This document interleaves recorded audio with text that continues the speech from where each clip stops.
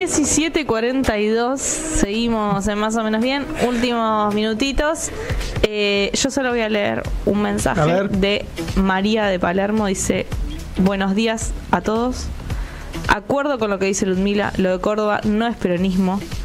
Y sí, algún día hay que definir qué es peronismo. Si no, Macri dice ser peronista y hay que aceptarlo como tal. Un gran abrazo, María. María, abrazos enormes, besos. Y da paso a la columna doctrinaria, justamente. Da paso a nuestra columna doctrinaria de este mes. Y bueno, Santiago Saray. Y está bien, yo creo que habría que empezar la columna doctrinaria de hoy diciendo que lo que puede pasar esta noche en el estadio de River Plate es que peronicemos a Paul McCartney, ¿no? Vamos en recital, estaría bueno la posibilidad de peronizarlo a Paul, ¿no? Yo sé que es inglés, pero si la doctrina peronista es una doctrina que busca la cooperación, primero parte, por supuesto. Cada cual elige las batallas, yo no me voy a poner en contra de nadie. Pero escúchame, si partimos, por supuesto, de una perspectiva nacional, una emancipación nacional, pero al final un continentalismo y al final la cooperación universal, digamos, Perón. Yo con que devuelvan las Malvinas ya estoy. Bueno, pero Perón enlaza, digamos, al final. Los Beatles devuelvan las Malvinas. Si nosotros nos desarrollamos industrialmente, en 30 años los ingleses nos van a tener que devolver las Malvinas y no va a haber ningún problema con Paul. Bueno, pero esto no es una cosa de un día para el otro. Ahora, la pregunta es, yo les pregunto a ustedes, Ludmi, Ana, Quique, ¿qué es la economía peronista? Es una pregunta capciosa, ¿no? Si ustedes piensan que es la economía peronista, pero no. Hoy, digamos que es la economía peronista, digamos, a lo largo de los distintos momentos de la historia del peronismo, ¿no?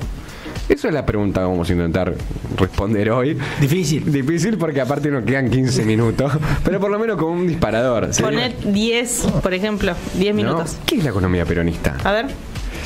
Bueno, la última vez que habíamos hablado de este pequeño librito que es el modelo argentino para el proyecto nacional, que es el libro póstumo que deja General. Y bueno, por supuesto, entre muchos otros temas, habla de economía general y habla de la situación histórica de ese momento. Y una de las primeras cosas que hace mención Perón cuando habla de la economía es lo productivo, ¿no? Es lo primero, la primera frase, digamos, sí. Cuando habla del ámbito económico dice que el país ha producido siempre en función del beneficio, sin disciplinar cabalmente su producción en función de las necesidades esenciales de la población, ¿no?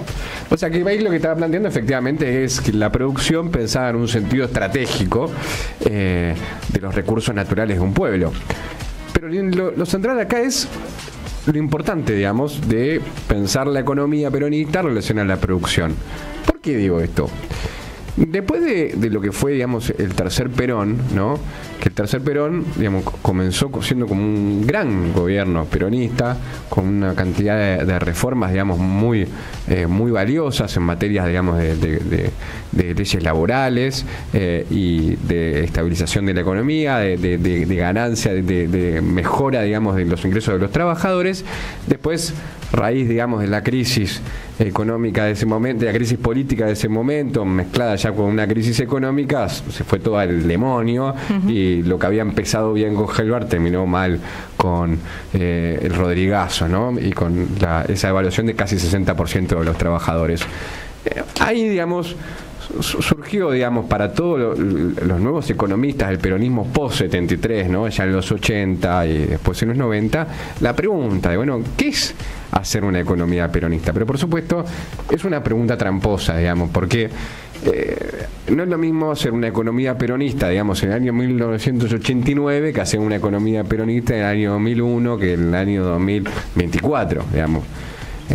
Ustedes piensen, digamos, cuando Argentina en la época de Alfonsín venía de una hiperinflación y las condiciones, digamos, de poder hacer, digamos, en el marco del consenso de Washington y el auge de la globalización, más los problemas, digamos, que tenía el país, digamos, en términos de que no podías tener esa economía expansiva que había desarrollado Perón en la década del 40, tenías que pensar otras herramientas, otros instrumentales, ¿no?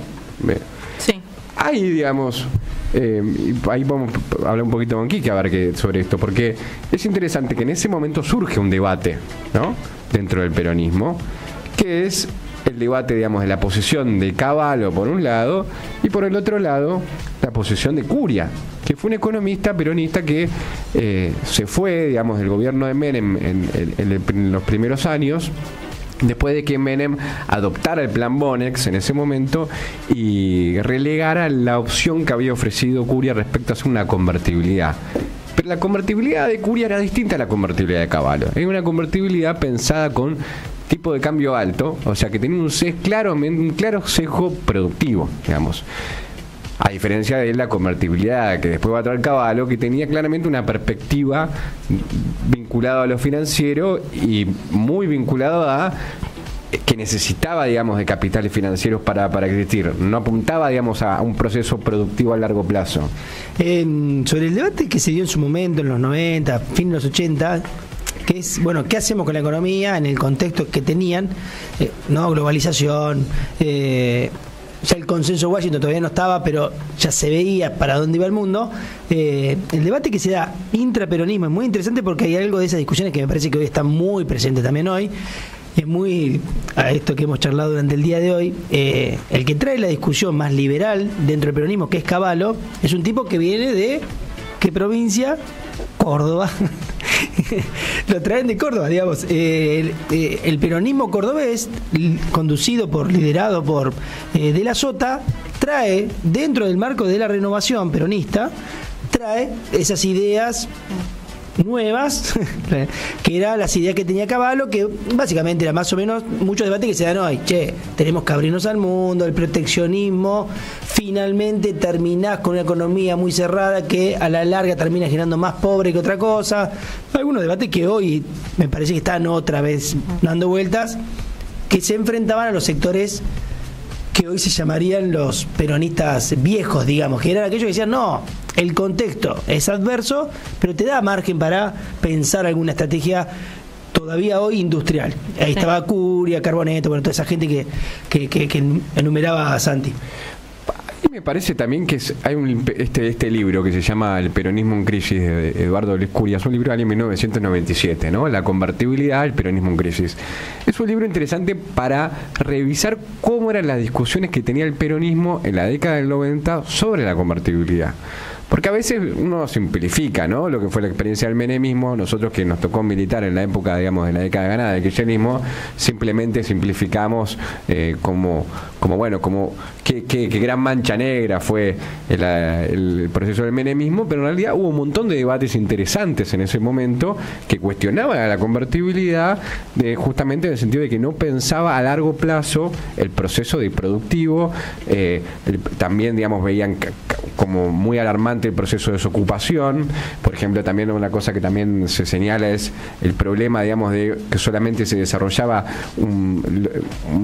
la rama de servicios y no otras ramas industriales, el crecimiento, digamos, de la desigualdad social, digamos. Todas esas discusiones existían en el peronismo.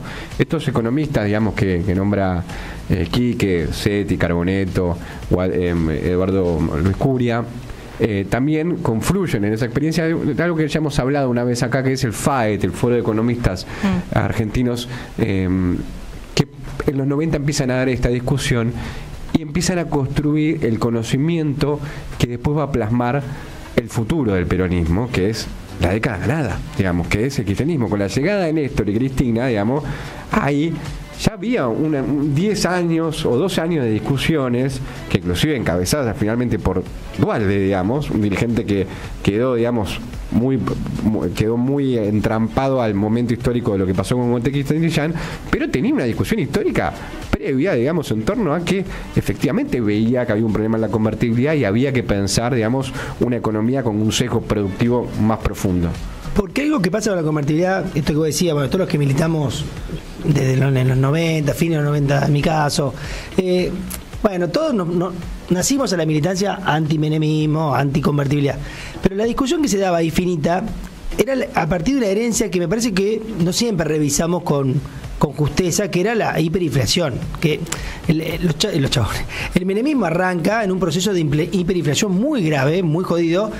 Entonces ellos, tanto el palo más productivista o el palo más liberal, más Cavallo, pensaban, bueno, algún esquema, algo de lo que hoy el gobierno está también implementando, esto de tener el dólar frenado, era básicamente algún esquema que Brasil con el plan real hizo algo parecido, que es algún esquema que vos te permita tener un dólar fuerte, un peso, tu moneda fuerte, convertida, digamos, para tratar de controlar los precios, que era todo el peronismo, o buena parte del peronismo estaba pensando el primer problema es la hiperinflación. Cualquier posibilidad posterior es, primero tengo que resolver esto. Brasil estaba pensando lo mismo, digamos. Me parece que a veces en la discusión, de hecho, vos nombraste a Néstor. ¿Qué pensaba Néstor Kirchner de la convertibilidad en algún momento de la década del 90? Entonces cambió su perspectiva, claramente. Claro, digamos, con el tiempo cambió su perspectiva. Me parece que a veces revisamos los 90, bueno, con poca sutileza, digamos, con poca complejidad. No, aparte, ahí también es interesante esto sobre la pregunta ¿qué es una economía peronista? Bueno, cuando uno ve los 90, ve también que en esos primeros 2 años del gobierno de Menem, digamos, Menem al principio, digamos, sigue teniendo el impacto de la hiperinflación, después encausa, digamos, el tema y logra inclusive tener un principio auspicioso en términos de consumo, levanta mucho el consumo y eso también, digamos, sumado a un proceso de estabilidad, genera, digamos, que lo levante electoralmente. Ahora, a pesar de eso, Curia dice, claro, pero había un problema, digamos, porque si bien estaba esta situación, digamos, de consumo apalancado mucho por el ingreso de capitales financieros, el problema es que a largo plazo, digamos, no había un plan económico que se sostuviera en el tiempo con un sesgo productivo. Esto, digamos, que finalmente después podría ser como una respuesta a esto que señala Perón, ¿no? Que es una economía peronista. Cuando uno va, digamos, al modelo argentino, Perón dice una cosa sencilla y extraordinaria, que es esto de que no es posible mantener una distribución que sea socialmente aceptable si las decisiones económicas no acompañan a la política social que se desea imponer, ¿no? O sea, cuando se genera un patrón inadecuado, digamos, en la distribución de la riqueza, hay un problema. Y algo que es para ver en el Frente de Todos, ¿no? Porque el Frente de Todos que se jactaban en ser no un gobierno industrialista, pero que veía que los salarios de los trabajadores cada vez alcanzaban para menos, digamos. Esa discusión también apareció, digamos, en los 90 y lleva, digamos, a Curia a preguntarse sobre esto. Nosotros somos peronistas, ¿no? El peronismo tiene una doctrina. O sea, eso existe y eso va más allá de un momento histórico, porque la doctrina no está asociada a momentos históricos. Es una cosa, digamos, que uno puede cambiar los instrumentales, porque los momentos del mundo son distintos. Era difícil ser peronista en la globalización, ¿no? Pero sin embargo, uno tiene que lograr, digamos, que en ese momento, ¿no? Tenía que lograr que en ese momento el pueblo no sufriera, digamos, que no sufriera desocupación, que el plan económico sea consistente y sea, digamos, tenga una mirada productiva, digamos, que tenga a largo plazo. Bueno, eso no pasó, el 90 finalmente fue un desastre, terminó en el 2001 y después vino la década ganada. Hoy lo interesante es que cuando dice qué es una economía peronista, hoy la pregunta no sería qué es una economía peronista como le pasó, digamos, en la época de Menem en el marco de la globalización.